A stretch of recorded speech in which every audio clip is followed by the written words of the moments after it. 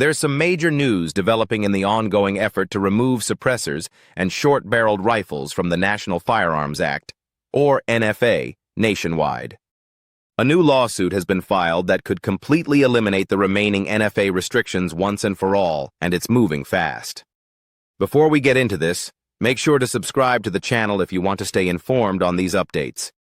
It really helps us grow and continue bringing you the truth behind these legal battles. Now here's what's happening.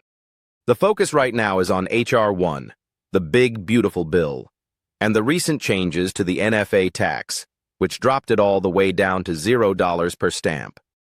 If you've been following along, you know that H.R. 1 passed, but what it did was reduce the NFA tax from $200 to $0, not remove the NFA entirely. In response, some Democratic lawmakers have pushed back. Senator Chris Murphy recently introduced an amendment to the military spending bill that would raise the NFA tax dramatically, up to $4,700 per tax stamp. So while H.R. 1 reduced the burden, Democrats are now attempting to bring it back even higher. Meanwhile, multiple pro-Second Amendment organizations are taking action of their own. Groups like the Gun Owners of America, Firearms Regulatory Accountability Coalition, Silencer Shop, Palmetto State Armory, Silencer Co., and others, along with 15 states, have joined forces in lawsuits targeting the ATF directly. Their goal? To remove suppressors and short-barreled rifles from the NFA altogether. And now, there's a new major lawsuit that could make an even bigger impact. It's the Jensen vs. ATF case, recently filed in the Northern District of Texas.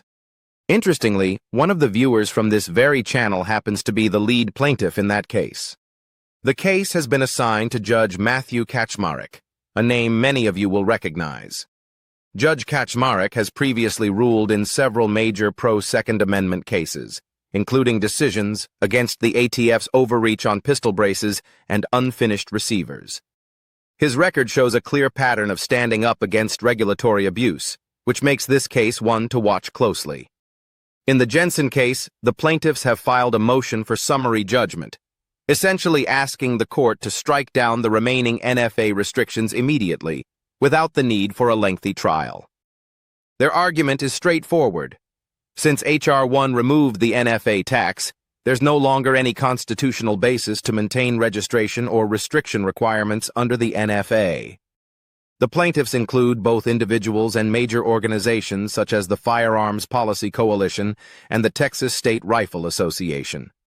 They argue that since the tax no longer exists, the registration and restriction system that depends on that tax must also fall. Their position is that suppressors are clearly protected under the Second Amendment because they are commonly used, lawful devices that improve safety and shooting performance. The lawsuit explains that suppressors reduce noise pollution, prevent permanent hearing damage, and improve accuracy and control, all while having minimal use in crime. Contrary to what Hollywood portrays, suppressors don't silence gunfire completely. Instead, they make firearm use safer for everyone involved. The plaintiffs also argue that short-barreled rifles are arms protected by the Constitution. They point out that these firearms are not dangerous and unusual, and therefore cannot be banned or restricted. Since the NFA's foundation rested on Congress's power to tax, and that tax no longer applies, they argue their remaining restrictions are unconstitutional. The lawsuit states that because Congress enacted the NFA based on its taxing authority, and the Supreme Court upheld it on that same basis, the law can't stand now that the tax has effectively been removed. Today, almost all NFA items except for machine guns and destructive devices are untaxed, yet the registration and transfer requirements still exist, which, they argue, exceeds Congress's powers. In short, the plaintiffs want the court to declare that the NFA's registration and transfer provisions on these untaxed firearms are unconstitutional. They also want an injunction preventing the ATF from enforcing any of these remaining restrictions.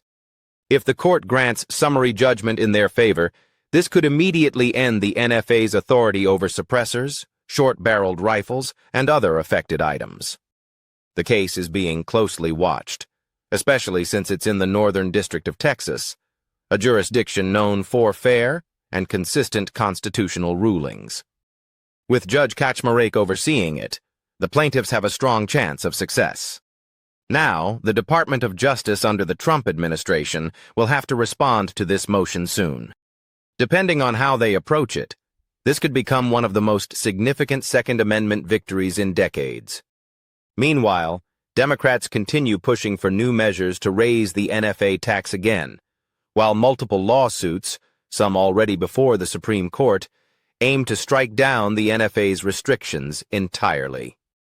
There are many moving pieces in this battle, but the Jensen v. ATF case could be the key that finally dismantles what's left of the NFA's unconstitutional restrictions. We'll continue following this case and bring you updates as soon as they happen. If you found this breakdown helpful, be sure to hit that like button, drop a comment, and subscribe to the channel for more real coverage on the cases shaping your constitutional rights. As always, thank you for your support. Check out one of the 2 videos on the screen now that YouTube recommends, and I'll see you in the next one.